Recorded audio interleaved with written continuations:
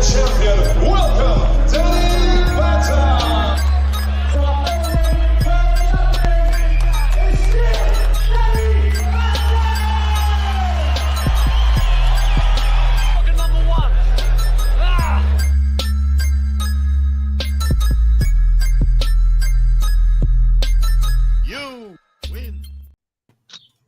Hey guys, I'm Sai and welcome to A.C.E Podcast Nation, the home of the Danny Batten Fight Show. This is episode number 79, I do apologise.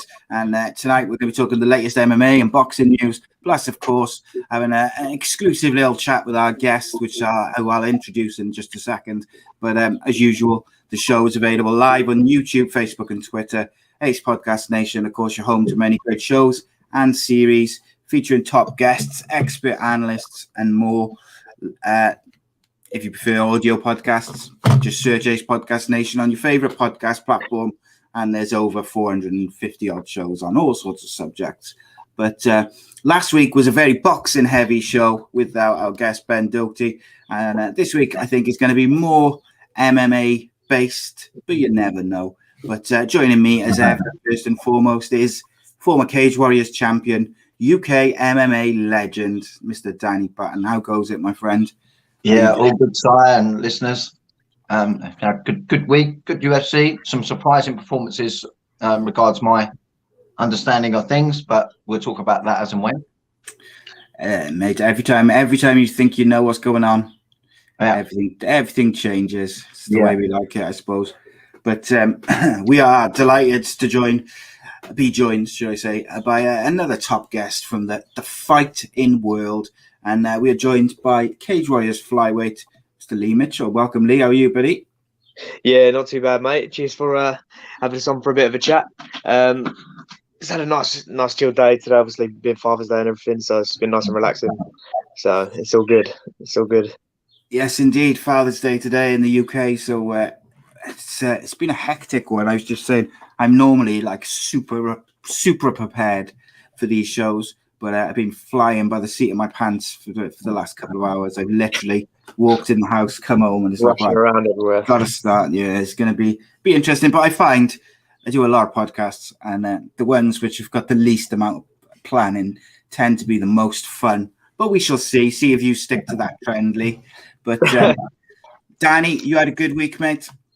Yeah, it's been pretty good. I had really good training sessions. With this nice hot weather now, get a nice sweat on, losing some kilos.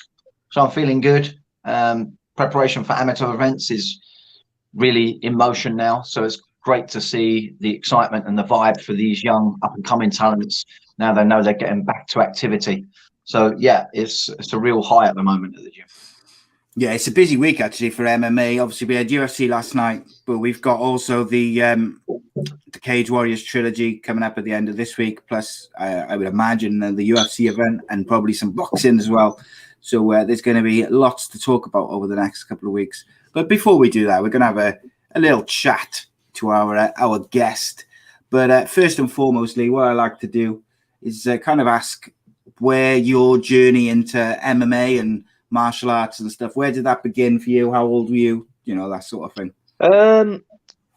It began, I must have been about 14. There was kind of like one of my friends who was into boxing and stuff like that. I was like, there's an MMA class kind of down the gym's still there now, but it's literally just a big kind of weightlifting gym. There used to be like a small portion of matted area there. And there's like a small group of us who used to go there and just get some training in, but no one was really that clued up. And it was all a bit of a shambles looking back on it, now, compared to like the level that everyone's at and the level of coaching there is now and stuff like that. But yeah, I used to play Sunday league football for literally 10 years. And like the friend who asked if I wanted to go down and try out some boxing or MMA or whatever, at first I almost said no. I was like, nah, it's not really my kind of cup of tea or whatever. But it turns out, obviously, all these years later, obviously stuck it out and Yeah. Do you still play football, mate? I was not very good at football. I played it for a long time. That doesn't mean I was very good. It was only like Sunday league kind of level, Valley Green, Yeah. like, so kind of local, like association, I suppose. It's just more of a. I think our dad took it. I got a twin brother, and he took us.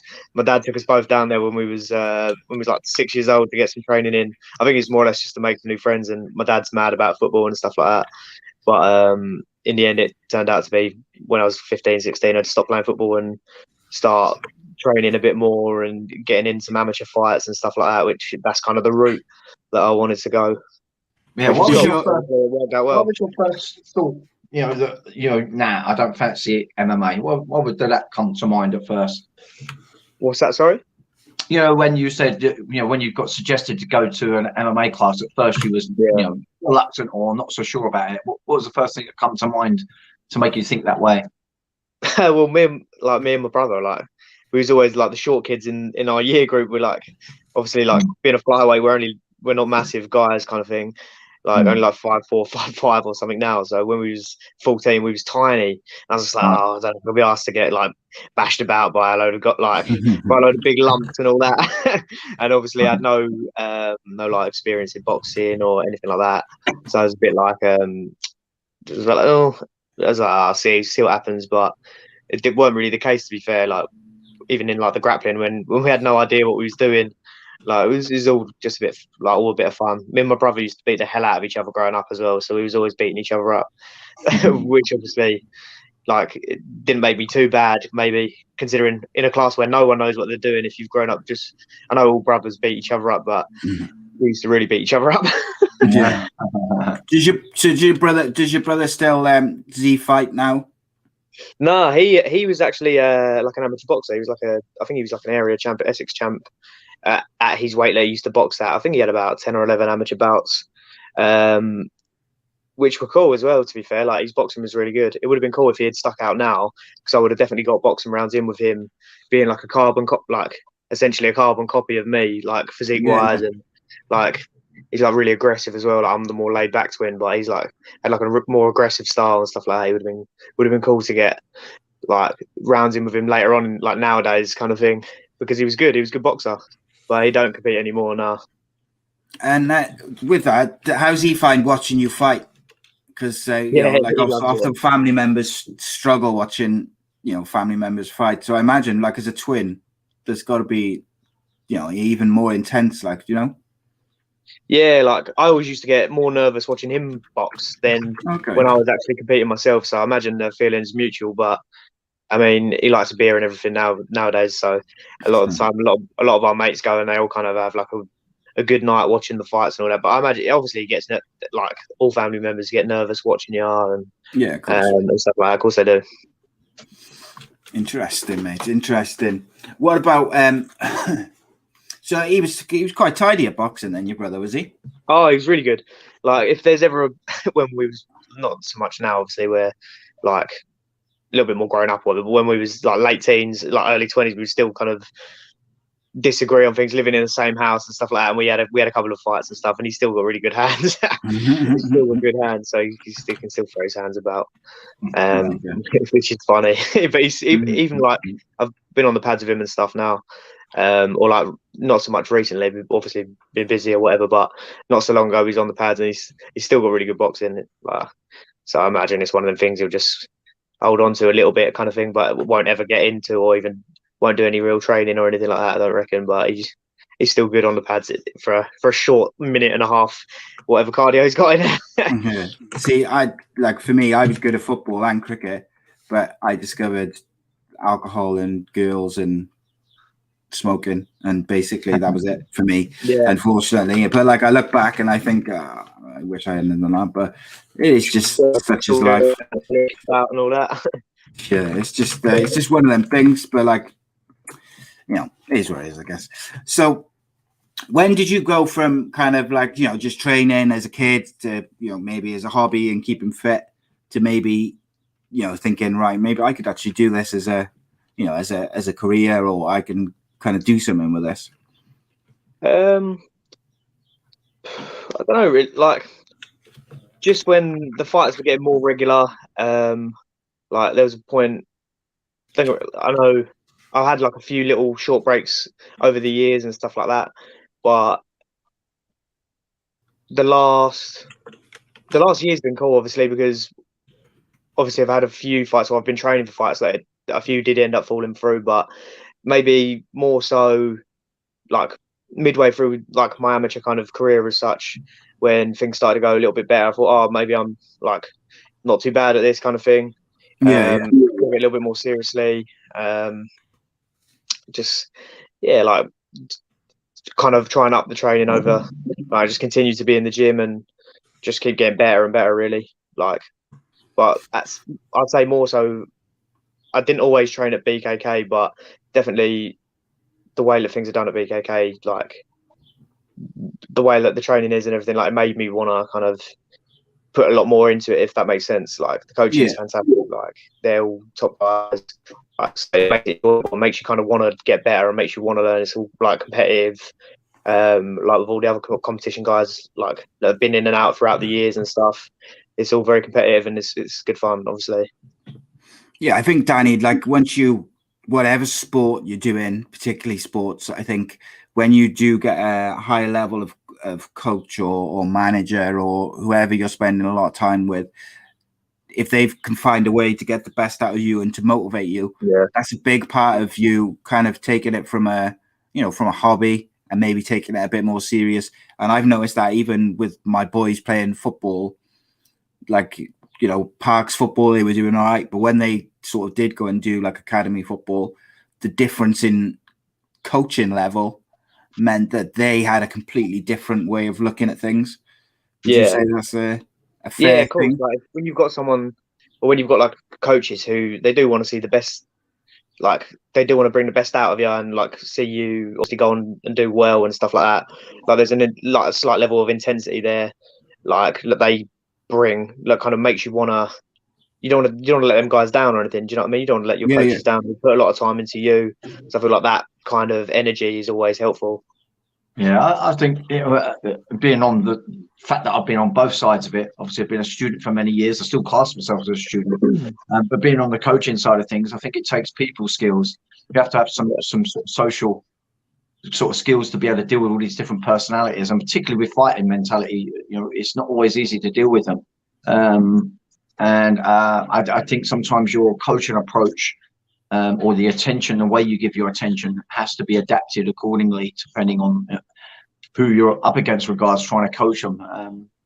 There was a situation as well where the mood has to be right in the class. I had a situation last week that, you've trained with us, haven't you, Leigh? So yeah, it's very, very relaxed. Maybe a little bit too relaxed at times, but I have to rein everyone in. There's a lot of mucking about, and I don't mind. I'm the biggest kid in there sometimes, but when I'm doing my techniques, you know how I am with it. I like to really get technical. I like to really discuss it and really get it down. But I noticed that now we're sort of like getting bigger numbers in the class. You're getting pockets of the Polish people. They're all chatting in one little corner, and no one was really paying attention. And I just had to draw all in. Yeah, so sometimes you've got to deal with individual personalities and also the mood of the class as a collective. And it just took that rare opportunity, or say not even opportunity, a rare case where I had to draw everyone in and make them realise that I am here to be serious, no matter what. When me and Charlie was up there, I thought that was cool. Like you had, like you say, there was like an element of it being quite relaxed, but in terms of like the coaching styles, like what I was saying about like some of the coaches that I have, well, you brought that same energy, that same intensity, and you could see, like if I was to ask like a couple questions or something about the technique, it would just spiral into because obviously you're passionate about it. Like so just having passionate coaches definitely pushes you and does bring the best out. But that's what I liked about that. That's what I liked about that as well. Like how like I had that little bit of intensity there as well, which was cool. And when it kind of bounces off between like the coach and like the fighters who are kind of paying attention, and like I just think it works really well, kind of thing. Right. Leigh, sorry, I might have rambled. Yeah, no. Yeah. How beneficial do you find it? Like not just coaching, like training with BKK, but going to somewhere like BST with Danny, or going elsewhere. Like, how much does that help you in terms of your development? Me and Charles was speaking about it the other day, and Dan as well. I think like we're in a little WhatsApp group and all just chat shit like, a lot of the time. But we were saying like we found it so beneficial just to get some work in with different guys. Like obviously we went to the Sunday spar and like got some rounds in with different guys. Like Sam was there, a few like the amateur guys were there. It was just good to get rounds in with different bodies that you're not used to, because everybody moves so different. Everyone brings different intensities, and some people more aggressive. Like Denzel, like is super aggressive, like on the front foot all the time. So you have to kind of play the matador a little bit and kind of like stick a move with him. And Sam, like, is just he's just good. He's just really good. So it was good to get. Well, everyone was good. That's the thing. And then like, even just picking your brain a little bit, Danny, when we was at the no, like we got around as well. We got a 5-minute roll, which was cool. And just like trying to learn stuff off people and trying to pick people's brains here and there. And then obviously we did like the MMA like technique and just trying to like pick your brain as much as possible and ask as many questions as we can, like, because everyone thinks differently and everyone does things slightly differently. So I found it so beneficial just to get out and just train with some other guys and just see what some other coaches have got to say. Like, yeah, and I suppose like the thing is, like with Danny, he looks at things very strategically. There'll be other coaches who will look at, you know, more technical side of things, or, you know, whatever it may be. You're always going to learn something off people, particularly people like Danny, who've been in the game for so long, a very, very long time. He's an old man these days, but like, Dan, from a coach's point of view, how difficult as well is it? Like, because everyone's got a different personality, haven't they? So, like you said the other day, you had to give the group a bit of a, you know, put your foot down, maybe, should we say? But like, some people will respond to being told straight and maybe a bit sharply. Others maybe need an arm around them. Like, how difficult is that in a fight, like in a gym scenario? Because obviously, my experience with stuff like that is very much kind of football, cricket related, and in a changing room and that sort of thing. What sort of challenges does that side of it bring? Well, it is absolutely challenging. You know, because for the most part, these young men, these young girls, they are young and they're inexperienced, and you get to a point, isn't it, when you grow up where you think you know best. And what I notice is when these young people get to a certain level, they start taking their own training into their own hands, which to one degree or part degree, you know, it could be that it works well, in which case I'll let them sort of like carry on. Jordan's a great example of that. I always told him that, you know, he can be free to go and train wherever else he wants to, and so on and so forth. Once I see him at home base, he was a really good example. But then you got other examples where, you know, they do go and train elsewhere, they come back and don't know, they're almost like their law is, I suppose, change a little bit. To kind of give you how complex the situation was when I drew everyone around and was telling everyone off. I picked out one lad, I won't mention his name. Yeah, out him. Yeah, you know, he's a real talent. You know, he'll be going pro, you know, fairly soonish. Had a really good amateur career, and he went away from the gym. He had a situation with immigration and stuff like that. There's a little hint, but then again, I've got a big foreign contingent there, so it doesn't rattle the numbers down by much. But you know, he went away, and when he had to get things sorted, he had to live somewhere else for a little while, and he was training somewhere else. He'd come back and he just wasn't the same. So not only did I, you know, draw the whole class in to try to remind them of why they're here, I picked him out specifically because, you know, he's a very confident young individual, and it just goes, you know, I wanted to show that I'm not afraid to draw you out and use you as an example, and I actually drew him out to tell me the breakdowns on how to turn someone over from a turtle position on an MMA perspective, and to try to test his knowledge on the spot to see if he understood the principles that I've been trying to get over in the last coming weeks. And where he's put on the spot, he got some parts right and some parts very, very wrong. So I corrected him in front of the whole of the class. And so, yeah, that's what I mean by, I just think with those different personalities, it's almost like if you've got a group of kids that's picking on you, sort of like you've got to take out the leader. This guy's got a lot of respect in the gym, and I drew him out and said, basically showed that you can get put down, because he was one of the ones that just wasn't paying attention in the class. So I used him as an example. But it's a real rare thing, thank God. I mean, to be honest, I don't know whether it's just that I'm lucky, but I don't have many issues. I really, really don't. I think it's partly because in our class formats we have more than one coach. I don't know how things sit regards other gyms. Now, when I say there's coaches in their individual perspective running their own classes. But in MMA, there's always me. There's always Raymond as my assistant coach. And you've heard me talk about Raymond before. Trust me, this guy's a devastating a grappler and very, very good at MMA. Trust me, he would have been a Cage Warriors champion had he choose to go down that route. But he just doesn't like the idea of competing. And then we've also got this guy, we call him Giant Lucas, who's an incredible grappler. He's ADCC heavyweight champion. Really, really amazing. He's part of the class format as well. So we've got 3 top coaches in one class format of MMA.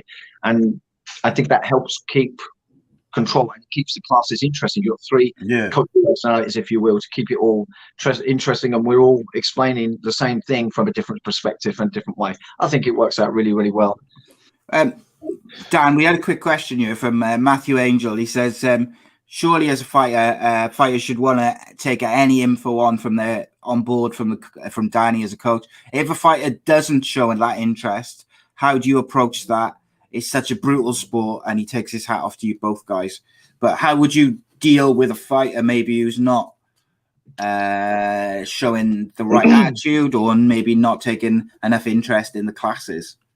Yeah, well, I tried to, I kind of explained a little bit of it with what I was saying, drawing someone out of the class and testing their knowledge on the spot a little bit, and, to see what has sunk in and what hasn't.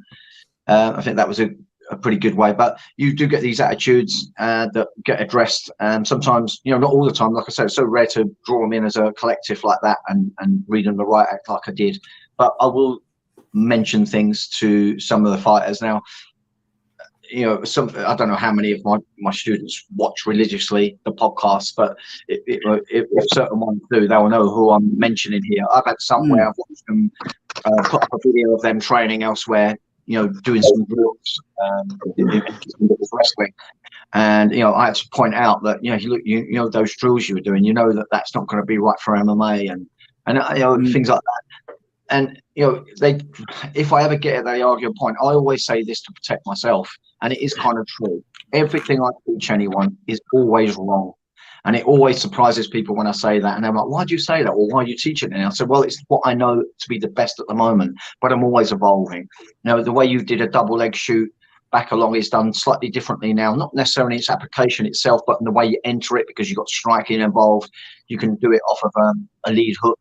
You can step through and change your footwork and step through with your rear leg, and switch and do a double. You can hit into a single, then a double, and so on. So everything I teach is always wrong, but we can only but progress and keep finding a better way. So, if someone puts a really good point about any technique, and I feel that it's something we can add in, or we have to change our way, I'm open to do that totally. So I'm open to debates, to evolve myself as well. I don't know everything, but in terms of attitude, which I think is perhaps what you're getting at here, the attitude I'm not wanting to learning, well, I just don't give them, much time a day. I focus on the people I think want it the most, and the ones who, to me, want it the ones are the ones you can be critical with, and you can criticize their game and their direction of their evolution, and they take it that they want to learn, don't they? Yeah, and some people take it the wrong way, and some of them, they move on. I've had a really big professional move on because he thinks it's a better way somewhere else, and indeed he may well go off and progress, and that's the element of freedom, which again I advocate for anyone that I train with. If you train with me, you can train anywhere else as well, but when you come training with me, just take it professionally. That's something I know what I ask. 100%. Leigh, Danny mentioned there about the kind of the evolution, and he tries to evolve as a coach. Like, how difficult is it as a fighter? Because MMA is just by the way the sport is evolving all the time. You only have to look at maybe 3 to 5 years ago. The difference in skill sets of everybody has changed, fundamentally, like now in the UFC and at the very top of the game, you cannot just be a good striker or a good grappler because you get found out really quick. Everybody's got an all-round game. Like, how difficult does that make it as a fighter to really push on? Like you say, it's difficult. It's so difficult. Like maybe even like 3 or 5 years ago, the amateur guys weren't as good. Even like you see some of these debut guys now. They're obviously everyone's part of good gyms. Well, most gyms who are putting guys forward are all of a decent standard, and you see these guys who are even like debut guys or only had even anywhere even less than 5 amateur fights, and you roll with them and you spar them, and everyone's so good. Like the standard of you, not even just the techniques and stuff, but the standard of everyone's kind of level, like it's just so good. Like I don't think maybe anything is necessarily wrong that was being done, but there's just a lot of different strategies and a lot of different techniques that will combat things that people probably used to do 5 years ago, 6 years ago maybe, or like everyone like especially going like it was when me and Charlie came up to BST, like we was like, oh, like so and so, oh, we got some rounds with this guy and this guy. And obviously we didn't know who they were, but you you see them, some of like the less experienced guys who've had maybe up to 5 or even less than 5 amateur fights. And you're like, that guy's really good. Or like everyone's really good, and you train with some new people, and you think, well, that guy's really good. And then obviously everyone has a little look who everyone is. Like it's like, oh, he's only had like I've got like however many fights. Like, oh, he's really good. Like everyone's so technical now, so the standard of competition is always getting like everyone's getting so much better, so much quicker. And like you're saying, you can't just rely on being a good wrestler or a good boxer. Like you have to be able to do it all, and you have to be able to chain things together, and you have to be able to break away. Like if you're not getting the takedown, but if you're not good enough to break away to then let your strikes go and stuff like that, because you're only a wrestler, like you're leaving yourself at a massive disadvantage, and you just have to put the time in all the different areas. Like I think any kind of days are gone of people just being good grapplers or just being good wrestlers or just being good kickboxers. I don't think them days will like. There's a guy actually on the UFC last night. He looked really, really good, but his boxing was really, really good. But I think he ended up losing the decision at the end because the other guy was maybe mixing up or sticking it on him a little bit more. But he looked like he relied on, I can't remember his name, but he looked like he relied on his boxing. And like the commentary was saying how good his boxing is. But like once that kind of initial sharpness from being fresh worn away, it kind of showed maybe the inexperience, or like I don't think he was a very experienced guy. I think he's only like 6-1 or something. Like, like good, but that's just an example. Like he's obviously a really good guy, but that's just an example. Like you can't be like. And I think they were saying it towards the end in the commentary, and like I can't remember who the analysts were who they had last night, but you just can't. You have to be able to do everything nowadays. Like like me and Danny talk a lot about fight IQ and being able to adapt in the fight. So if plan A is not working, making sure that you've either got a plan B or you're intelligent enough to adapt within the fight. And I think the fight you was talking about there, the fighter didn't adapt, his opponent did. Oh, and that made the difference at the end of the day. Danny, we had a question, which is something which I was going to bring up later, but I'll ask you both about it. Gaz says, what do you make of Julio Chavez Jr. and Anderson Silva last night? So they had a boxing match in Mexico last night. Obviously, Julio Cesar Chavez Jr. is the son of an all-time great Mexican boxer. He missed weight, so he got fined $100,000 straight away, and then he lost to Anderson Silva in a boxing match, in an 8-round fight via a split decision. And this is Chavez Jr.'s 60th pro fight. He badly tired, and they both boxed southpaw. But Anderson Silva making the jump to boxing. I'll go to you first, Danny. I don't know if you've seen the fight in full. I've seen a little bit of it, but just in terms of the result, I guess. What do you make of that? And Just are you surprised that he was able to pull that off for that win, having know what we've seen of Anderson Silva in the last couple of years in MMA cage? Yeah. I suppose I am a little surprised. I mean, we all agreed that Anderson Silva was way past his physical prime, physical peak. But yeah, he had pretty decent hands on him, or perhaps more well known for his knees and his kicks. But he definitely had some sharp hands on him. And as for missing weight, you know how we all feel about that. Obviously, well, that was his opponent. No, in fairness, that wasn't Anderson Silva. That was Chavez. Chavez Jr. Yeah, in terms of like missing weight and stuff, you know, I really frown upon that. You've got to be professional, but maybe, you know, he just didn't take Anderson Silva seriously enough, and he didn't train hard enough. I can only put it down to perhaps that. Just not taking him serious. And you know, you can be better than someone, but if you haven't got the cardio to enforce your level and your advantages, you haven't got those advantages. So yeah, I mean, I can't really comment much more on that unless I actually look and critique it properly myself. But it will be something that I will get time to look at and perhaps be able to answer it more clearly. But yeah, he was asked about if he was going to make the switch permanent with regards to boxing and stuff like that, but he hasn't. He just said, "I don't have anything to prove to anyone, and I will see how I feel." In other words, it'll probably come down to what he gets offered to do it. But I mean, fair play to him to go and beat a professional boxer of 60-odd fights. Not saying that the boxer's a great boxer, but that's a hard thing to do, to go and beat a boxer at his own game, an experienced boxer.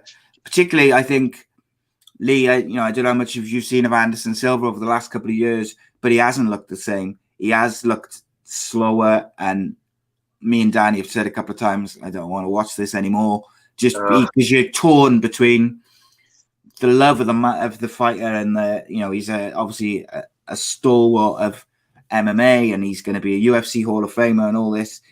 But he was just, some fights he was taking a bit of a pace in because he wasn't up to it anymore, because the game had changed so much and because he's aged. But what do you make of him making the jump to boxing? I mean, I don't think there's anything wrong with it. If it's obviously he's not going to have he's not doing that to make a career, like you were saying, like not at the age that he's at. He's not going to make a decent career. But he must have been paid a decent whack to go and do it, for one, probably. But maybe just to keep himself a little bit relevant in combat sports, maybe he's gone off and done something else for a little bit.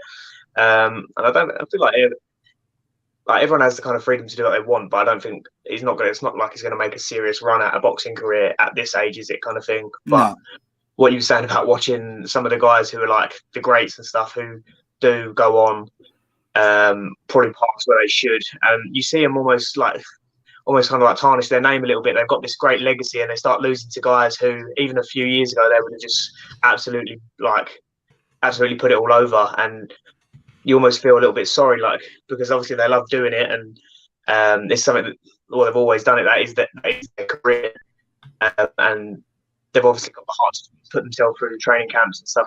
Still feel like they've got something to give, but I feel like it's just a little bit sad. You feel a little bit sorry that they feel like they have to do it. They should be able to for some reason. That makes sense. You feel a little bit like, oh, come on, call it a day. You don't want to see them ruin that good name or that legacy that have kind of built up and all their hard work. You don't want to see them drag their name through the mud or anything like that, because they've worked hard for it. Yeah, it's a weird one. For some reason, boxing and combat sports, more than any other sport, the athletes do seem to have a bit of trouble letting go of careers when they retire. In fairness, for every fighter there is that comes out of retirement and keeps going and going and going. You've got a Michael Bisping or a Lennox Lewis who stay retired, in fairness. But I'm sure even they have said in recent years, they'll fight certain people for the right price. And there's that sort of thing. And we got a couple of regular viewers who are watching, who are normally more for the football, but they've joined us supporting the channel, which I appreciate massively. So they've asked a couple of questions. Reese has asked Danny, he's asked me, but I'm going to flow it to you. He's just basically saying, what's the prize money difference in MMA compared to boxing? It's something obviously we talk about a lot. Well, it's huge. It's massive. And I believe at one point, Dana White was having online antics with one of the top boxing promoters. And, to sum it all up amongst, different things, criticizing each other's respective sports. The one thing that the boxing promoter had over Dana White was when he shows the statistics for the promotions payouts in terms of percentages. And in boxing, when you've got a massive promotion, 80% of proceeds that would be paid to the fighters. And in MMA, in the biggest event in the world, UFC, only 20% of the total income gets to the fighters. And that really puts things into perspective. And it's nowhere near the similar amounts. I think other than the likes of Conor McGregor and the real UFC pay-per-views when you're in that main event is obviously big money. But even then, again, like you say, Dan, only 20%. Whereas boxing, if you're a boxer and you're even just in the mid card, low card, in a big card or a big fight like a Canelo fight or a Tyson Fury fight, and you're on the undercard, you get paid a lot for the pay-per-view. You get a cut of the pay-per-views, or you get paid by Sky or Matchroom and things like this. It's massive. And that, I think, is the one kind of criticism I think you can really throw at MMA over boxing, is that these fighters like Leigh and all the other fighters out there, they deserve to be paid for the risks they take every time they step in that cage and every time they training each and every day, getting punched and kicked in the face. Particularly, MMA, you're taking kicks and being choked out and all the other things that you can't do in boxing. It's a bigger risk. You should be getting paid more. Don't get me started on it, mate. It's going to set me off, man. A long, big conversation. Yeah, man. Gaz says, Leigh, who are some of your influences as a fighter and growing up? As in some of my favourite fighters when I was younger. Yeah. I'm trying to. Anyone who was one of the little guys, like in the lower weight classes, who it was fast. Like when I was really young, I used to like watching all Uriah Faber and like Cruz, like watching them two fight each other, like just watching it on repeat, like two guys who are so fast. They're both training wrestling with striking, and a lot of it's hard to think now, but any of the little guys basically, who are kind of spend just hours on YouTube going video to the next video of all those kind of little guys.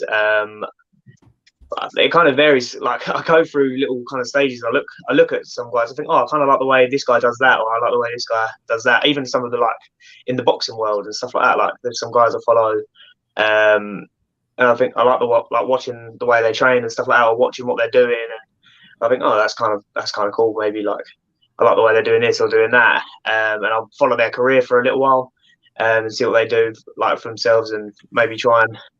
I think everyone does to some extent. I think, I like the way this guy does that. Maybe I'll try and kind of simulate that in some way. See what I can try and maybe nick a little piece of this style and a piece of this style and put something together. But all the little guys who are kind of chaining stuff together, and the wrestling and the strike and stuff, hitting all the mad scrambles. That's what I always kind of used to like. Did you see the Moreno and Figueiredo fight? I've still not caught up on that. I've seen the highlights. I've watched the first fight. I think their first one was more impressive in terms of they were both so well matched throughout. It was such an incredible bout, but Moreno was much more dominant. But I think just watching them two, you can take a lot regards their chaining of attacks, from striking into takedown attempts, from a takedown attempt, how to break straight out into a scramble. The thing that was impressive about the pair of them was the way that they transitioned something to the ground, and how one person negated it to come back to the feet. And now the next time he took him down, he modified it to be able to keep him down a little longer. And then the other guy had to make another type of route out to scramble back to the feet. Really, really impressive. I think sometimes when I want some innovative ideas or chains of and links of techniques where they blend from striking to wrestling to ground and from ground back up again. I like to watch those lightweight divisions. I really think when you look at someone like who say maybe welterweight, probably more near a lightweight and below, and you start looking at middleweights and going above, it's still MMA, but it's a different MMA. And indeed, I think from a coaching perspective, you wouldn't be coaching and preparing, say, a bantamweight fighter the same way you'd be prepping a middleweight fighter. The whole strategy changes. It's different. Obviously, the risks of the heavyweights is getting knocked out cold, and the risks in terms of the lightweight division is that you can just get completely outworked technically because there's so much more that goes on around. Like you were saying about the cardio earlier, even running out of steam against another flyweight or bantamweight or even featherweight, running out of steam against someone who's so fast and capable of hitting the mad scrambles and chaining it all together at such a high speed and keeping such a higher pace. That's like you were saying about having all the skills, but if you run out of steam, obviously they're not advantages. You don't have that, but kind of that would be the worst thing to worry about. I would imagine running out of steam against someone who's so capable of doing everything at such high speeds and at such a high pace, which they maybe don't have to worry about as much at like heavyweight and stuff like that. Right. But I feel like it's a lot slower pace all round generally when you see those kind of fights. But interesting. I got some more questions, and I want to, because we're trying to build the live audience, because we normally up until last week have always recorded the shows, so I do want to keep the people engaged, particularly like I mentioned some viewers who are not maybe tip top on their MMA knowledge, so bear with them as it were, but they want to ask you some questions. Donna said, Leigh, were you good at any other sports when growing up? Donna, you should have tuned in at the start of the show, because Leigh talked about how he used to play football. Very naughty of you for being late. But were you any good at anything else, Leigh? We weren't too bad at like anything like just kind of. I grew up just being athletic, really. Like me and my brother was always just doing anything, like whether it was running or like when I say I used to play football, I used to just bomb it down the wing because I was quite pacey and like short and fast. I just kind of run and try and get rid of the ball, like kind of thing. Like I wasn't ever a top scorer or nothing like that. I wasn't good enough, like in that sense. Was there any sports or anything? Is there anything which you're like talented at, but your twin brothers are not? So like whether it was one of you's good at football or one of you's good at athletics, was there anything, or are you always like both around that sort of same level? Like you said, he was a good boxer, you're MMA. Is there anything which one of you's good at? No, I don't think it was fair. We always used to kind of gravitate towards the similar things, like at school. Like when it comes to doing like sports, or obviously I was never doing basketball or anything like that. But like we gravitate towards like trampolining. Like that was part of my GCSE. I got like a 10 out of 10. I'm doing somersaults and backflips and just mucking about, really. Like I think we went on like we never did like gymnastics or school or anything, but we just kind of went along on like a gymnastics trip, me and my brother, in like when we was at school. And I think we come away just learning like one of like little backflips and just kind of like tumbles and whatnot, like just because we're athletic kind of thing. So we was maybe good at anything that requires any kind of athleticism, but maybe not that skilled at it. We'd give it our best. Like I think we even played rugby for the school once. Just get the ball and just bomb it down the wing or something like that. Anything where you just got to be a little bit nippy and quick. Yeah, why not? Let's use the tools you got, mate. That's what I say. And then Reese said he references that we were talking about the need in MMA to be good at more than one aspect of the game. He said, do you have to be, learning boxing and wrestling, and as to be an MMA fighter? Obviously, Reese is not as familiar with MMA as us, but just talk a bit about like the different sorts of training that you need to do to prepare for a fight, and also just as you're learning in the early days of becoming an MMA fighter, what sort of disciplines and martial arts and everything do you train in? Like I think with that one, it's like you've got to, when maybe earlier on in like your amateur careers and stuff like that, it's mainly getting all the fundamentals from all the aspects more than anything, just doing the basics and doing the basics well. Like it's not necessarily learning all the flash stuff from all the different martial arts. Like, you're not going to go do like some boxing and be boxing everyone's head off of the complicated stuff. It's like positioning and like even having like a moving your weight about and stuff like that and throwing your punches properly. Or if it's wrestling, it's not necessarily doing all like the complicated like stuff that some of the guys who only wrestle do, but even just at a bare minimum, learning to not get taken down or learning to get like just do the bare minimum, at least be able to get a takedown and secure the position.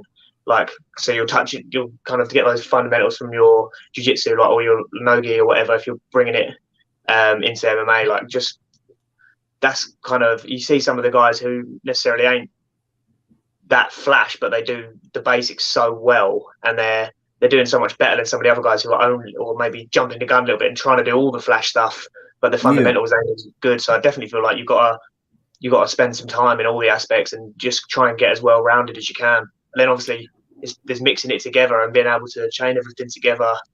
So you're not kind of just boxing for a bit, just trying to wrestle someone. You got, like we've been saying, like throughout the time, like chaining everything together is so difficult. Yeah, definitely. Like Danny, obviously it's like building blocks, I guess, isn't it? Like you're building up bit by bit of each kind of discipline. Is there, with younger fighters, is there ever a thing where they try and take on a bit too much?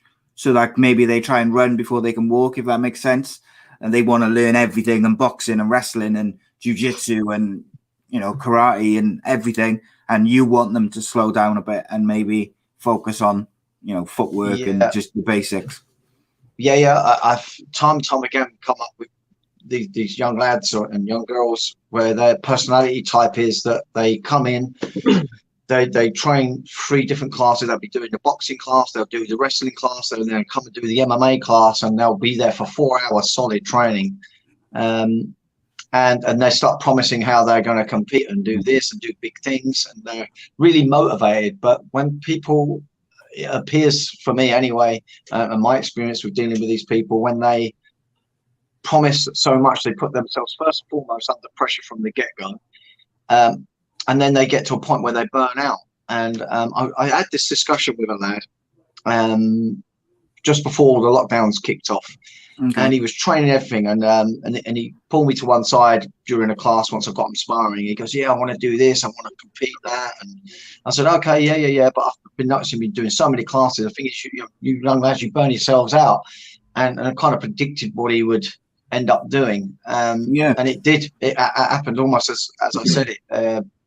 Missed 1 week, then come in, gained really hard at it. Then I didn't see him for a month. Come in an odd session. I say, "Hey, get back training. You know, you remember what you said. You want to do this. You want to do." Then that's it. He's gone. Got involved in something else. Almost too eager. Yeah, you get that type. So certainly, and I think with even the younger ones, when you know, I've got a couple of lads that, you know, they're big, or they come with their dad, and I allow them to come into the adult session. You know, they're sort of like 14 or so, something like that. And their dads have trained with me for over a decade. And to give you a good example, you know, the dad would be like, "Oh, what do you think? And, you know, do you think he's got a chance?" And blah, blah, blah. I said, yeah, but I'm not going to give him too much attention, because, you know, these young lads, if you give them loads of attention, you know, that very, very quickly numbs them to any future attentions when it really matters. So I kind of let the young lads evolve on their own, and occasionally I give them a little pat on the back, and again, that comes down to your social skills really, and dealing with different personality types. With these young lads, you give them a pat on the back at the right time. You've just got to time it right to keep their motivation that way. But if you go and either putting them under too much pressure, or you critique them too much, I find they can lose interest that way. So everything's a balance. Interesting, mate. We've got another question. The questions are flying in. Reese is loving it. He's really he's kind of interested. I think by some of these questions, I think he's thinking about taking it up, to be honest. He said, which 2 or 3 specialities would you suggest someone focus on coming, like if they were just starting out training, and then MMA? Who's up to it? I don't know. Do you fight over it? Danny, you go. Danny, you Go on, guys, mate. Go on, As mate. a coach, go on, mate. I'm a boxing fan anyway, so I'll definitely put boxing in the mix. Earlier, I mean, that's one of the ones I started with anyway. Like, there was an MMA class and a boxing class, so I'd get like a little bit of boxing work in and then do the MMA a few times a week, but not necessarily that's the right way. But definitely either boxing or kickboxing, and either jiu-jitsu and wrestling if you're going to pick two, or like either one of those, if that makes sense. One stand-up aspect, one either like jiu-jitsu or wrestling, like one of those two. Definitely for MMA, you've got to kind of have opposite ends of the kind of spectrum on that. At least one striking art as such and one grappling art as such. But what about you, Dan? Any differences there for you? Like if you were advising someone? If I was going to be limited to say one style in each of the ranges, I'd say, you know, the Dutch kickboxing style would probably transpire and suit the MMA the best. But certainly, you know, if you're really going to want to be a top amateur or go to being a pro, you definitely need to add in some boxing, some Thai boxing regards their ability to condition their bodies and so on. So you would take it from more striking aspects. But if I was going to be limited to one and favour one, I would be saying the Dutch kickboxing. I think the stance suits the MMA the best. It doesn't have a turned-in lead foot like boxing does, which can leave you open for leg kicks and so on. So I think that prepares you one of the best or most complete for MMA on the feet. Obviously, you can't really argue against having wrestling in your game. Your wrestling is the one that if you get out of depth on the feet, you at least got means to attempt to get it into a different arena and get it to the ground. Or likewise, if you're having success on the feet, you can use your wrestling to avoid the ground. So you definitely got to have wrestling in the mix. And with the grappling, really, I think it should be done in a combination of both doing the BJJ, wearing the gi, and also doing it without. I think they both complement each other. I think having a good dabble of the no-gi alongside the gi will both, with the no-gi, allow your faster thinking and get your reactions up. Because it's a faster pace when the game gets going, and the gi is just really good. It gives you a better sense of base because people can hold on to the sleeves, the collar, and really rag your base and balance about. And I think it gives you a much greater sense of holding your base and balance and also disrupting someone's base and balance. So I think that's a really valuable tool. But again, if I was going to be pushed into one, I'll be saying, you know, to do the no-gi because of that fast pace and the ability perhaps to create opportunities for scrambling. So yeah, picking one in each range, Dutch kickboxing, wrestling, and no-gi grappling. Excellent. This is what I love about the show. This the answers, and you always get like a different way of looking at stuff. Right, Leigh, go on. Sorry, I was going to say with that question as well. Like, I pretty much won loads of amateur fights just by wrestle humping someone to death. I sucked. Like, I couldn't do anything else. So I was winning. I know it was like a few years ago or whatever. And obviously, like we were saying earlier, the levels changed. But I just wrestle humped people to death like back then, and I wasn't very good at all. Looking back at them fights, they sucked. But I just wrestle people up or tried to. Absolutely, man. Like I said earlier, though, it's you got to play to your strength, isn't it, and your skills, no matter what they are. So, right, Leigh, I know you've got a chip off, mate. So what I want to do to finish off is a couple of things. First and foremost, we're going to play the one-word game where I give you a name of a fighter or whatnot, and you're going to just tell me without thinking what that fighter brings to mind, whatever it may be. And then we'll do a couple of predictions just for a few of the fights next week. Right. So the one-word game with Leigh Mitchell. Let's go. First name is Paddy the Baddie Pimblett. Scouse. That's the first one. There we go. Dana White. Is it the first word or what do they bring? Just whatever you think about, whatever. Just first money. thing which comes to mind. Money. Jake and Logan Paul. Divs. Oh, that's very polite. That's very politely put. I gotta say. Yeah, it was. Other people not being so polite when that's come up. Tyson Fury. Lovable. He's a lovable man. I don't think I've ever met anyone who hasn't got anything to say bad about him. And then we've got Conor McGregor. Businessman. He's a good businessman. And then the final name on the list is Jack the Tank Shaw. Technician would be the word. Like, he was one of them guys I was thinking about earlier, and he's like, he does everything, all up there. When you watch him fight, you look at how good he does all of the like fundamentals and stuff like that as well. I know he's obviously very talented as well. It's very technical, like with other stuff, but he's one of the guys who comes to mind when you think who does everything so well, like not just the basics, but like, sorry, I'm rambling, I know, but No. That's one of the guys I had in mind. Like, when you see some of the guys, he's not necessarily throwing like mad combinations and spinning stuff and trying to be like double flashy. He's just got really good boxing. He knows that, like, well, just from watching, like, he kind of mixes it up so well, but does what he needs to, if that makes sense, in terms of fundamentals. Does the basics, does the basics so very well that people can't cope with him. Do you think? Yeah, that's exactly it. Just following up on that, then, Leigh, do you think Jack Shaw is a future UFC champion? First Welsh UFC champion? I don't see why not. And he, like, I saw a thing on, I think it might have been like one of the MMA pages, like the British MMA or something like that, a little while back. But he's just a guy who's just like double consistent, and just like always competing and done what he's done in like in like quite a hurry, really. Yeah. We've had him on a couple of times as well, and he is like just a nice guy, isn't he, Dan? He's just like a top pro, top person. Him and his dad are just lovely people.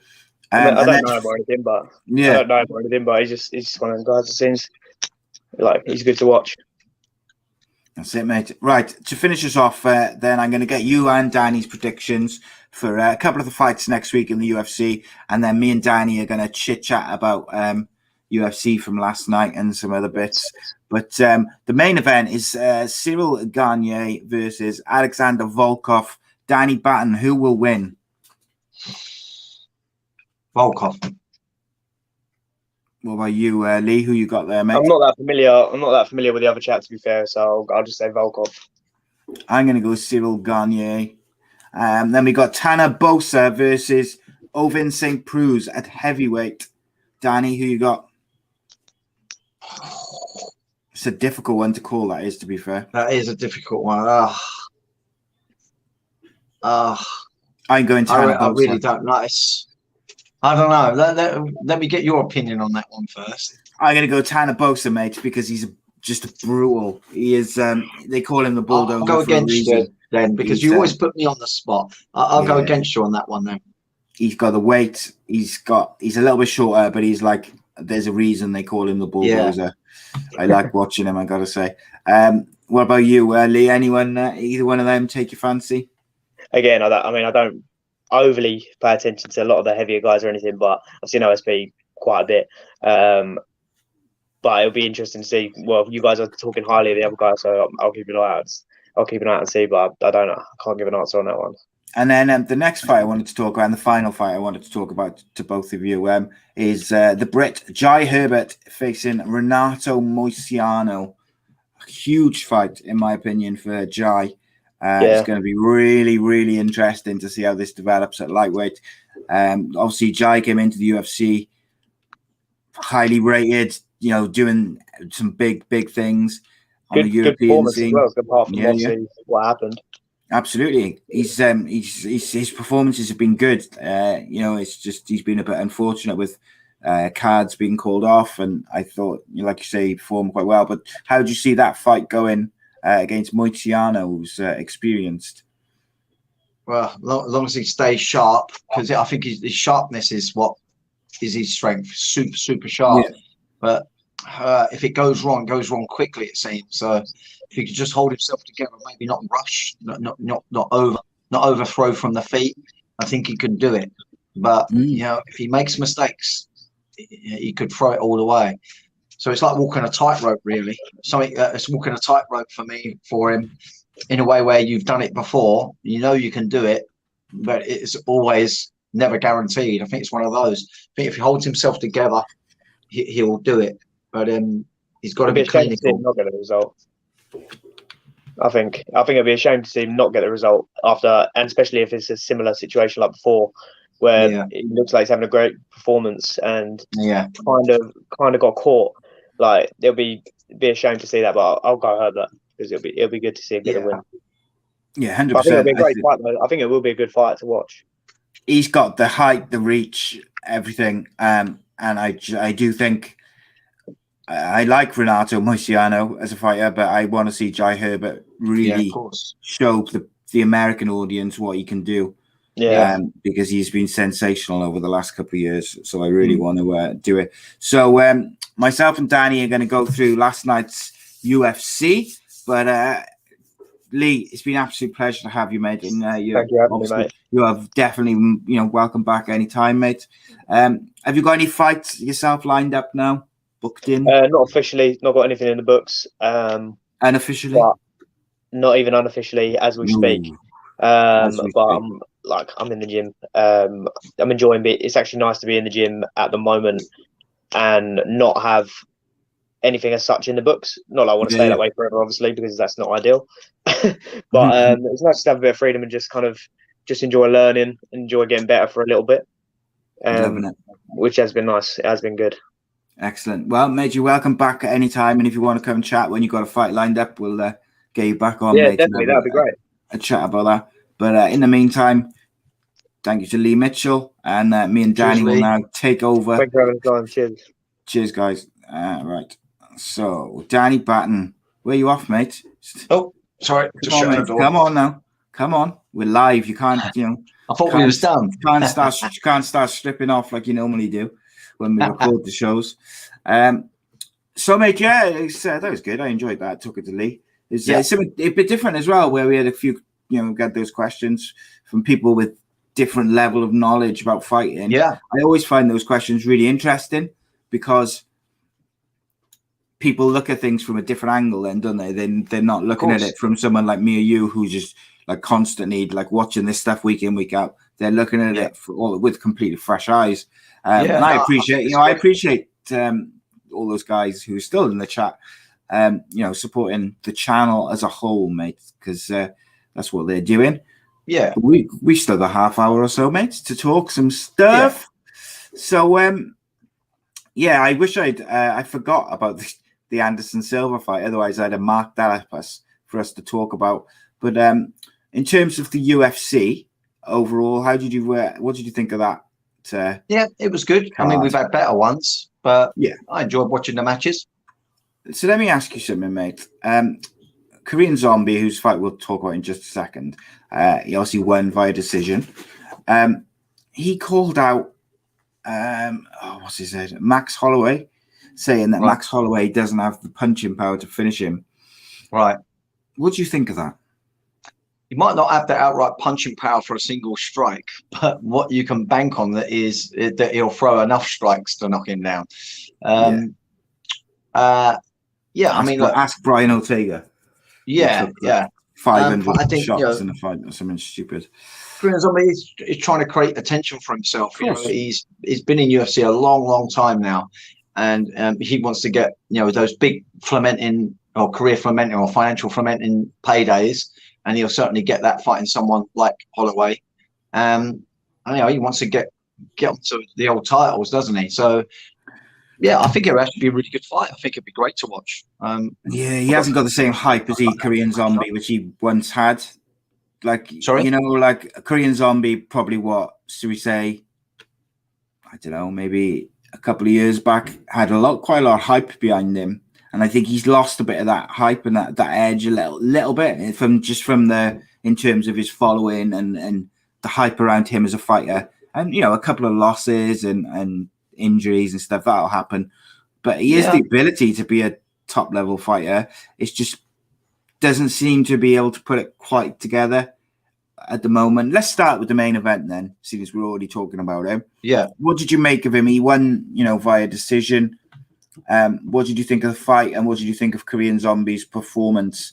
He won 48-47, 49-46, 49-46 on the cards. It to me just looked like one step ahead of Dan in the striking, the wrestling exchanges, and the grappling. He was just sharper. I don't know whether Dan had a difficult weight cut or what, or whether it's just because Korean Zombie just had that that height, that length in his arms, that just made it too awkward for Dan to get in. It looked like Dan was stuck on the outside, although he was covering quite well with a nice tight guard. He wasn't able to get off his own shots well enough. I saw one little comment come up after the first round saying that if they felt that Dan had won it. I was not too sure that he did. He certainly didn't do so well in the other rounds. So really, not to take anything away from, Korean Zombie, to think that Dan was performing bad. I think it's more of a case of Korean Zombie was just performing very, very well. Dan seemed to figure out the puzzle in the last round to go to the body. Perhaps should have been doing this in the earlier rounds because it started to stop the takedowns, and that's something that surprised me. Korean Zombie, his takedowns were really, really good. I mean, the times he attempted it, he pretty much got Dan down. Dan's not a mug. Takedown defense, but he got taken down pretty concisely, and that was a surprise to me there. And that's kind of what I meant at the beginning when I just said there was a few surprising results. I thought Dan was going to edge this fight. I thought he was going to push close and kind of smother Zombie's game. But Zombie did exactly what he should have been doing with that height and reach advantage, is forcing it from the outside. And when he does get in close, capitalise with those long arms and long legs to do the counter takedowns. And he did it to great effect. I really like the way Zombie plays his top game. He really controls the legs of the opponent, makes it very, very difficult for them to come up in an advantageous position or to a scramble. If you want to scramble against Zombie, you've got to really bust on that and put yourself into some physical deficit. And then he comes pouring onto you with his shots. And I do agree that, perhaps a little hype has lessened, but not because he's any less than what he was. I think he's actually at his peak right now. I think he really does look very, very well-rounded version of himself. I just think that there's so many other talents that it's easy to overlook any one fighter over another when they've been in UFC the length of time that he has. So I don't know. And to get back onto point with the Holloway, him calling Holloway, I'd love to see that fight. I think that'd be a great little match. Yeah, I think that'd be a real good fight. I had any questions with regards to the decision or anything like that? Did you think it all went the right way? I thought no. I think I had Korean Zombie 4 rounds to 1, I think. So yeah, 4 rounds to 1. I thought it was relatively simple. I thought it was a decent performance by Zombie. I think deep down, I think he probably would have wanted to make a statement and finish. But, all fighters want to do that with every fight. It's just sometimes it doesn't happen. And Dan Ige, by the way, is a very, very good fighter, isn't he? You know, that's not a fighter you can just run through as you please, if you like. Yeah. But overall, I enjoyed the fight. I thought it was pretty good. Yeah. And I'll be very, very interesting where Korean Zombie goes next, because I actually feel, like you said, the Holloway fight is very interesting to me. But I'm not sure I think they might want to give him one more first. Maybe. Where is he, Zombie? Where's he ranked? We have a quick look. He's ranked 8. So I mean, 4. So he's not, he's not far out. Yeah, I could see that. Let's do that. Holloway versus Korean Zombie. Next up, we had Sergei Spivak working our way down. Defeated ranked 15th Alexei Oleinik via unanimous decision, 29-28 across the boards. What do you make of this one, my friend? Yeah, I enjoyed watching this. Oleinik's always awkward to watch. He doesn't look very well coordinated with his arms and his legs. He sort of plunders forward with not very gracious footwork. He throws pretty much like hook style overhand windmilly punches. But I imagine that to experience competing against this guy, sparring against this guy, I imagine that he's strong like an old bear. And I imagine his punches feel like sledgehammers, even though they're not technically graceful and technically correct. He just seems to be woefully effective. That said, he is an aging guy. And I went for Spivak on this one. So, this is one of the ones that I got right in my predictions. Even though I don't really rate Spivak, I don't think he's right up there. I think he's very much learning on the job. But he's in a pool of piranhas. He really is in that division. I think there's many, many people that will beat him still. So I don't think it's going to be plain sailing for him after this win. I think he's going to have some difficult questions asked of his game as he moves up the ranks after getting this win. Onik had his moments on the ground. He just seems to be able to always get it where he's the most effective on the ground and look like he can suddenly take the potential win from his opponent. And he has time and time again in the past. But Spivak, he showed some great determination. Got pushed hard on his cardio as Onik did. They was both exhausted on the mat afterwards. They both really give it their all. But Spivak, for my mind, was making a mistake. Now, the mistake I mean is that I've already said that Onik doesn't look that graceful, and certainly when he does his takedowns, he's not very beautiful on his entries or anything, but he gets the job done somehow. Like I say, I think a lot of it is he just exhausts you because he just walks forward with the chin down without a proper guard or form. He just has a very good head position, so he don't get knocked out so easy. And I think he just grinds on opponents. I think they literally get exhausted throwing shots at him, and then he'll smother you. And but the mistake that Spivak, I feel, was making, he was getting the job done in terms of anti-wrestling, partly because Onik was not doing it very well technically. He was framing with his arm, but going for an overwrap with the other arm. So he was using the forearm as a anti-wrestling maneuver to potentially counter strike. But then he's got this overwrap, but you're giving the underpummel to the guy who wants to engage the wrestling. So in the first round, it worked okay for him. He was able to keep disengaging off the fence. But as the pace wore on, and Onik always seems to fight tired, and he can still be effective there, he began to start transitioning off of that underpummel. Now, had Spivak used that forearm block and underpummeled, it would have been a different affair. You stop the transitions, and the transitions suddenly become a lot harder. You can't suddenly drop levels either. I think he would have much more successes on reversing the situation of being proactive and have an easier night. I just think he could have got off better knees, more aggressive disengagement into strikes, when people disengage and throw strikes. Yeah. But I felt like him putting that overwrap pushed him against the fence, and it made it physical hard work for himself. So yeah, I think that was a tactical error that he had. It was a habit maybe of training, but it's something that had I been seen as a coach, I'll certainly be putting that to rights before we fight someone with a better caliber wrestler, because someone who was a more of a clinical wrestler would have transitioned on Spivak and got him down every round. Excellent indeed, mate. Some nice comments from the people. Matthew's saying there, got to shoot now, but I'm a newbie to this show, but I'll definitely become a regular now. See you tomorrow night for football. Nice, thank you, Matthew. And there's a couple of others, Donna and Reese, saying similar. So I appreciate that. I appreciate the support. Donna's going to start watching the fight, so they said they sound fab. Next up, Marlon Vera fought Davy Grant, mate. Well, this one went to decision as well. 29, 27, 29, 28, 30, 26. Sorry, mate. I haven't seen this fight, so I'm going to leave this one to you. But well, how did you make this one? You missed a treat. This was an amazing performance from both. Neither of them can come away and be disappointed with their performance, only disappointed with the result for the one that it went against. To me, I thought David Grant could have easily have got the nod at winning the first two rounds.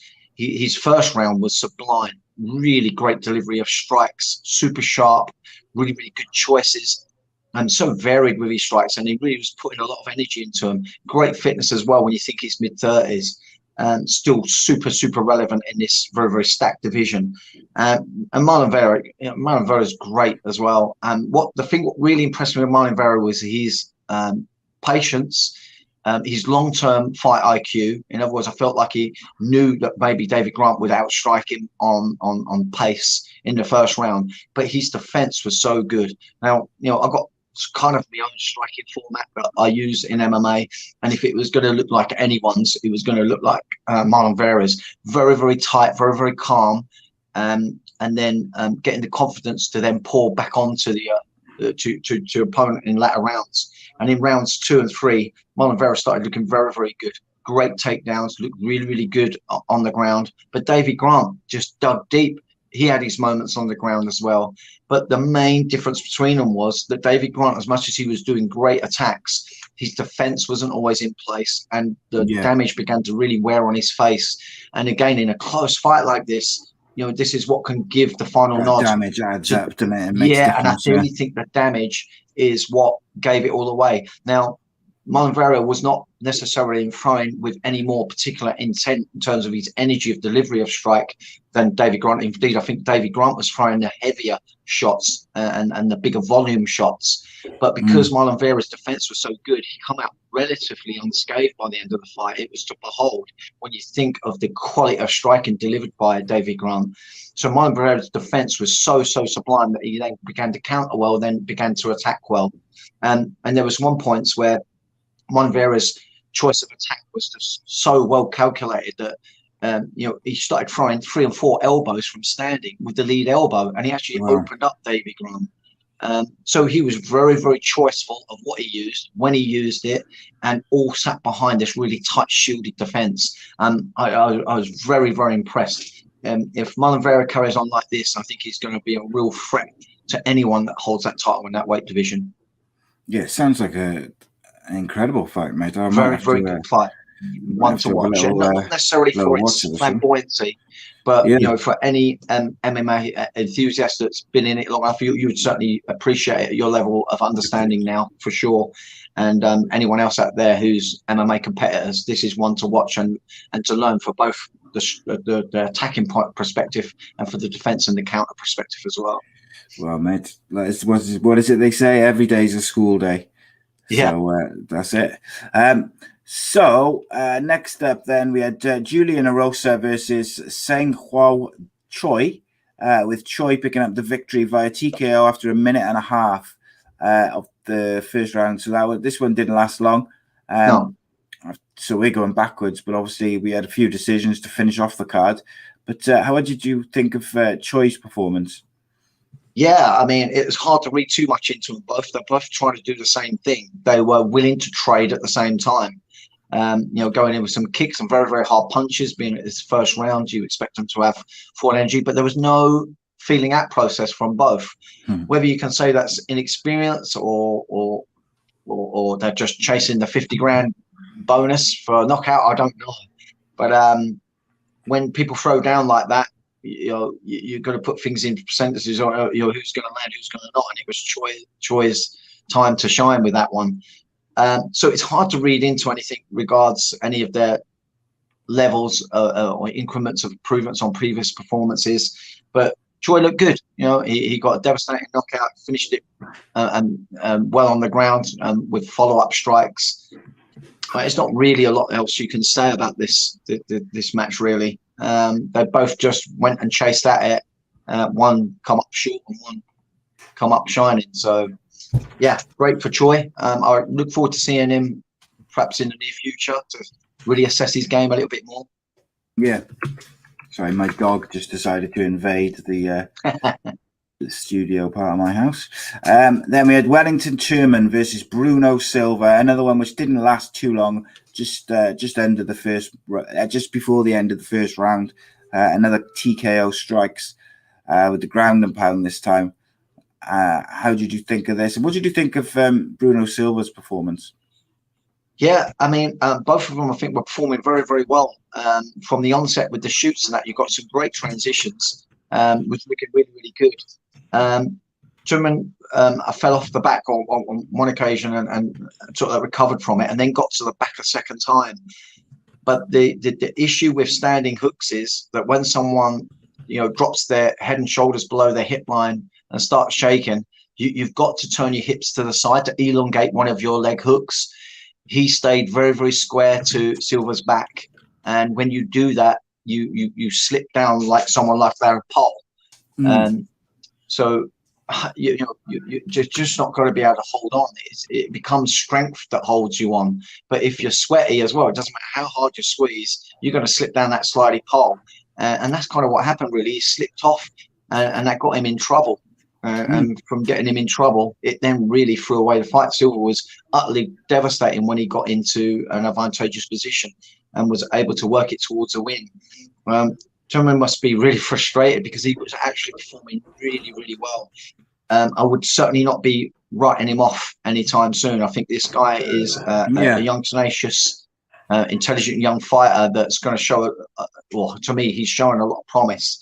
It's just that he made a bit of a technical error regards being with his back control slipped off a little bit way too easy. You know what it was? I think maybe he had it in his mind of what happened to Jacare, where Jacare was getting his back taken, and then the guy slipped off and got that armbar, which snapped his arm in a very unusual, chain of events into that type of submission.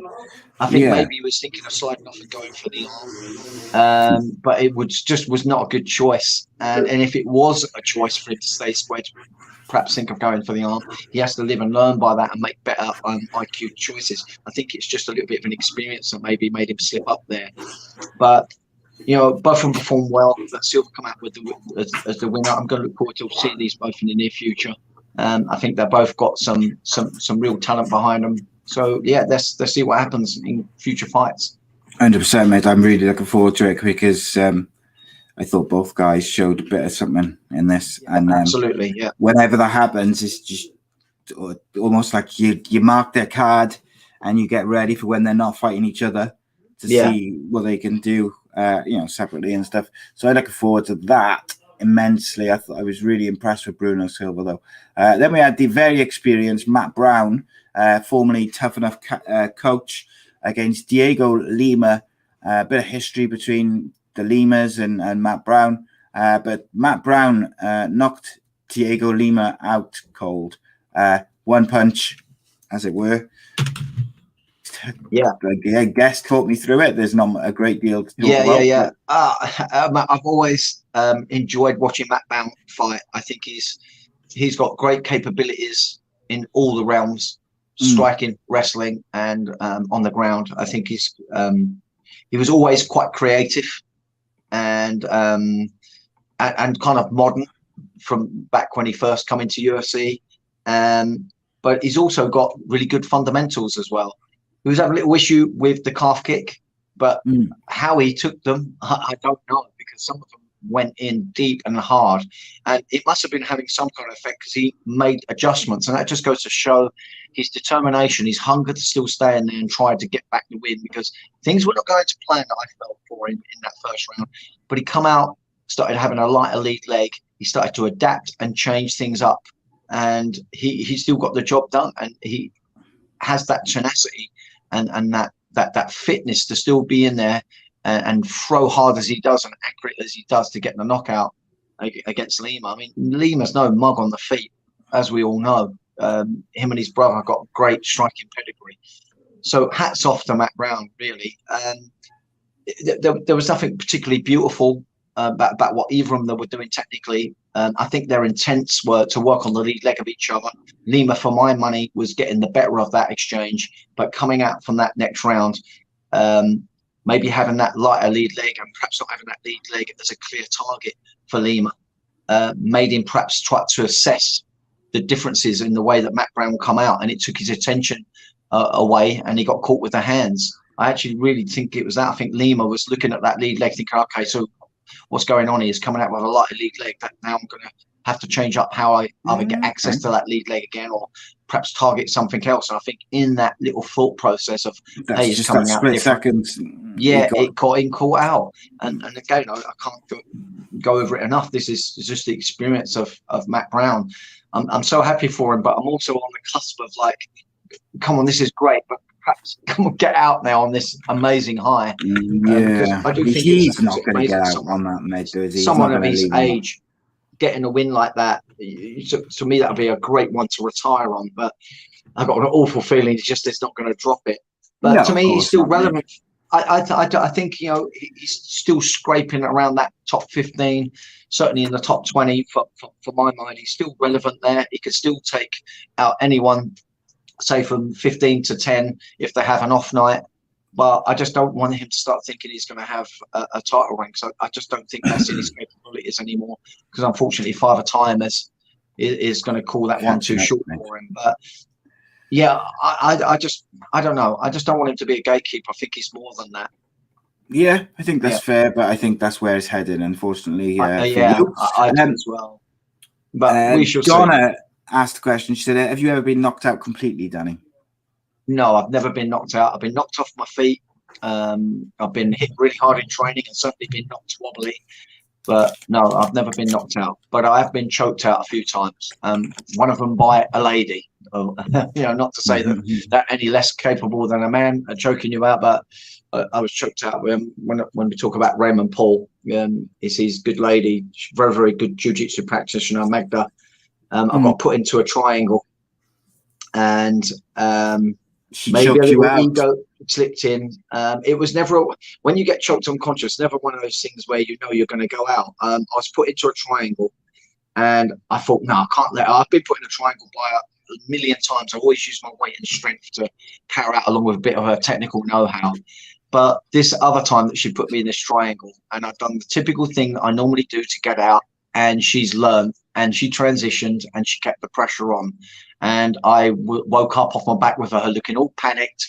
She had my legs up in the air, waking me up. But in answer to the question, no, I've not been knocked out, but I've certainly been choked out a few times. Choked out.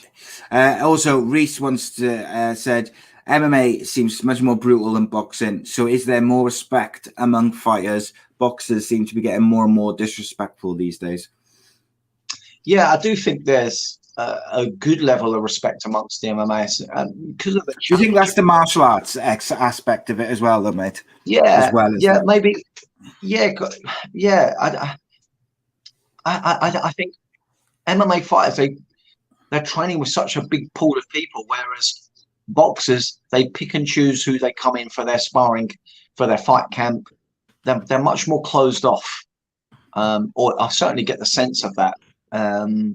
This is, not factual based because I don't know. I don't go into boxing gyms and watch how they prepare in the literal sense, but I certainly get a good sense that they have their specific fighting camp. They draft in certain people to spar with, and that's how they roll. Whereas MMA guys, they do predominantly go to other gyms and train, and they will spar each other and then fight each other down the line.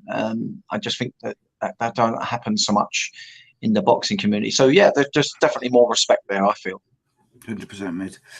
So then, that's the UFC card from last night. I wanted to talk about Casey O'Neill, who is an Australian stroke Scottish lady. She is 23 years old. I believe this is the second fight in the UFC, possibly a third. But she is the real deal. She's a young lady, and oh boy, she faced Lara. I'm going to say this poor lady's name wrong. Procopio, and Casey O'Neill pretty much dominated and then choked her unconscious. It was quite frightening to watch, mate. She is super quick, and like Lara Procopio is 7-1. Right. She is not a gimme. She's not a mug fighter or something who's, she's not like, I don't know, like 15-10 or something. Like she's not like a journey woman who's kind of like a gatekeeper just there to ease Casey O'Neill in. Casey O'Neill is on a 12-fight win streak, 13-fight win streak now.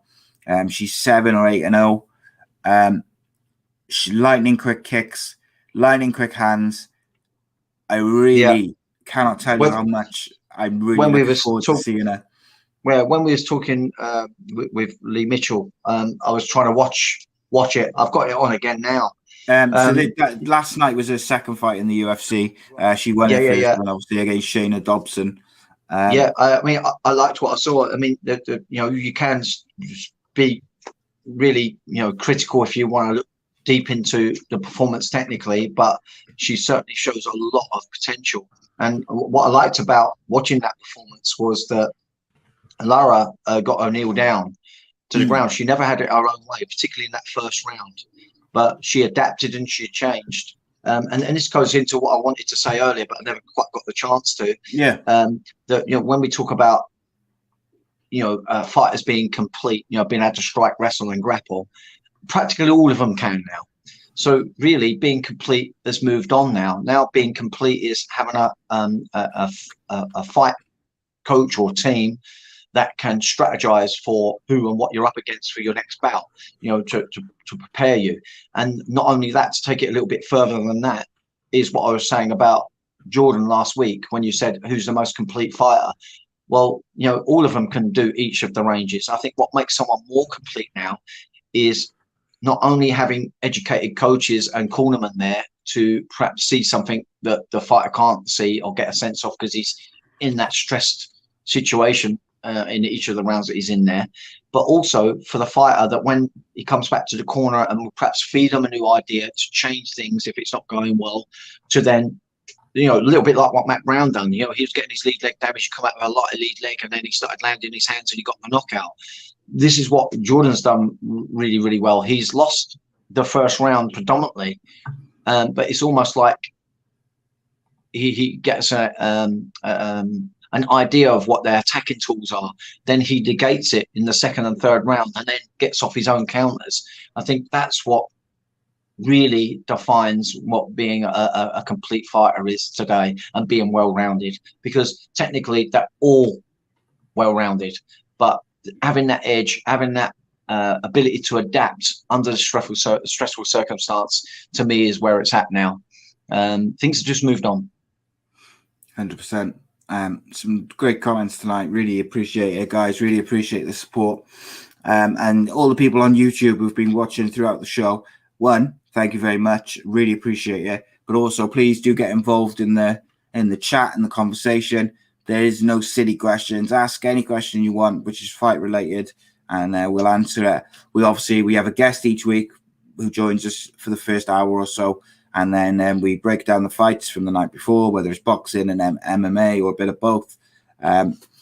Next week we've got lots to talk about because there's the Cage Warriors Trilogy starting Thursday, which for those of you who are not aware, Cage Warriors is basically the British version of the UFC. They're a feeder for the UFC. All the top stars go there.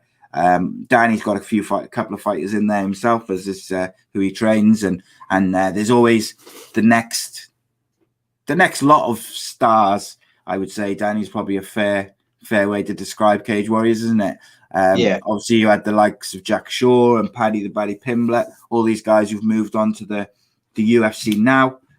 Whereas that starts, it's Thursday, Friday, and Saturday. And you can watch those. I think they start at like 7 o'clock, finish about 9:30. The thing I like about them as well is they always finish at a decent time. So in between watching the football, guys, check out Cage Warriors. And then we'll be live next Sunday. We'll be talking the Cage Warriors Trilogy, the boxing from Saturday, as well as the UFC and those fights that we discussed earlier, including Jai Herbert's fight. So really hoping that Jai can get a positive result, Dan. Yeah, absolutely. Yeah, fingers crossed for him. He's got all the skill and capabilities to get the job done. He's just got to go in there and do it. Simple as that, really. Indeed. Reece, just on that top fan thing, mate, I did have a look when you mentioned it. I can't do it. It does it automatically, and it does it for the people who interact with all the posts the most, which, is why Donna is a top fan and you are not, because Donna likes all the posts. She comments on all the posts. You obviously are very selective about what you like and comment on. No, I'm only playing, mate, but that I can't control it. It's automatically by Facebook based on the posts you like and comments you make and stuff like that. So all I can suggest is like every post, comment on every post, and it'll be fine. But Danny, just lastly on Casey O'Neill, mate, I think we should keep a close eye on her because I think I got a feeling she gonna be something special. But she was very, very. The finish, that's what I was going to talk to you about. The way I felt like she really set her up for the choke with the way she on her feet before, it went to the floor. With the way she was using her kicks to create a bit of distance. And then she almost, when that round came in, at the end of the first round, Casey O'Neill was using her kicks to keep her back a bit. And then as soon as that second round starts, Procopia closes that distance because she feels that that's what she needs to do to win the fight, and it wasn't. No, no. But she was the one who closed the distance, if that makes sense. Yeah. Because of the way she had success there in the first round. So yeah, of course. Naturally, you're going to go back to where you felt you was having successes. But O'Neill was ready. Okay, she switched it up. She changed it up, and when she got into advantageous position, she was absolute killer.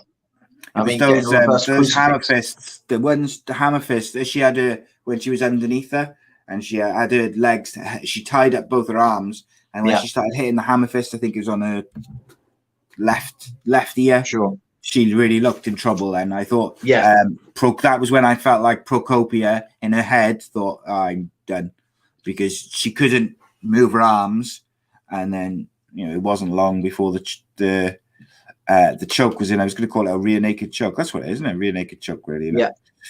She had her in a nasty crucifix scenario. Yeah, so just literally, you just took the words right out of my mouth. That crucifix looks nasty as F. Yeah. Right. We'll be back next Sunday. Myself, Danny, and another guest from the fighting world. Maybe a boxer, maybe a MMA fighter, maybe a coach, maybe a media personality. Maybe it'll be Jake Paul. Who knows? But someone will be with us, and we'll be talking. Oh, mate! If Jake Paul's coming on this show, I'd have Jake Paul on the show. The man's got like 20 million followers. Yeah, there is that to it. They could both come on together, and I will gladly embrace them. They got like 100 million subscribers and followers between the two of them. But guys, thanks very much for joining us. Really appreciate it. All the people who watch but didn't get involved in the live chat, do come and get involved. We're a friendly bunch. But most of all, thank you for the support. Subscribe to youtube.com/A.C.E Podcast Nation. Best way to support us. Check out our brand partners like Away Day Apparel. And of course, don't forget the almighty Smooth My Balls. What's it called? I always forget it. Got to say it right, mate. You just love it when I say it. Smoothmyballs.com for the best in male body or female body grooming tools. And you can get 15% off if you use the code ACEBALLS. I actually used the Turf Chopper 3.0 the other day because it was sent to me and it worked superbly.